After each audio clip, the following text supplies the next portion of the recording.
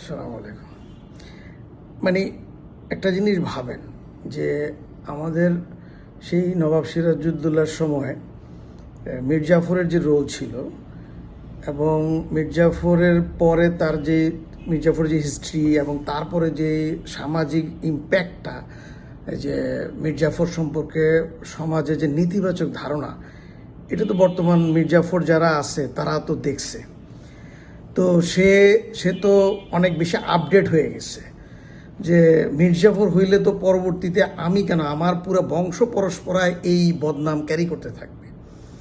আপনি আরেকটা জিনিস লক্ষ্য করেন, গোলাম আজম সাহেব যে জামাতের একজন নেতা এবং তাকে একজন জামাত বা শিবিরের লোক কী পরিমাণ শ্রদ্ধা করে, কিন্তু আজ পর্যন্ত কোনো দিন দেখছেন যে কোনো শিবিরের সন্তান অথবা জামাত ইসলামীর সন্তান সে নিজের ছেলের নাম গোলাম আজম রাখে নাই? কিন্তু সে ব্যক্তিগতভাবে গোলাম আজমকে অনেক সম্মান করে, কিন্তু সে গোলাম আজম তার সন্তানের নাম কখনো গোলাম আজম রাখে না। তো তেমনিভাবে যেটা হয়েছে সেটা হলো যে মানে অতীত যে মীর জাফরদের যে ইতিহাস পরিণতি এবং তাদের যে মরণোত্তর সামাজিক যেই রাষ্ট্রীয় ইমেজটা, এইটা বর্তমান মীর জাফররা জানে।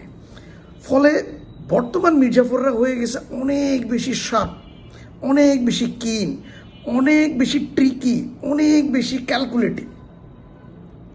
তা আপনি কিভাবে সহজে মীর জাফর ধরতে পারবেন না তো।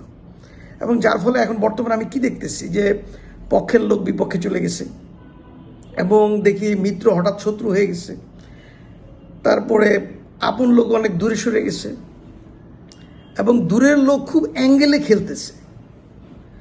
তো আপনি এত সহজে তো মীর জাফর ধরতে পারবেন না।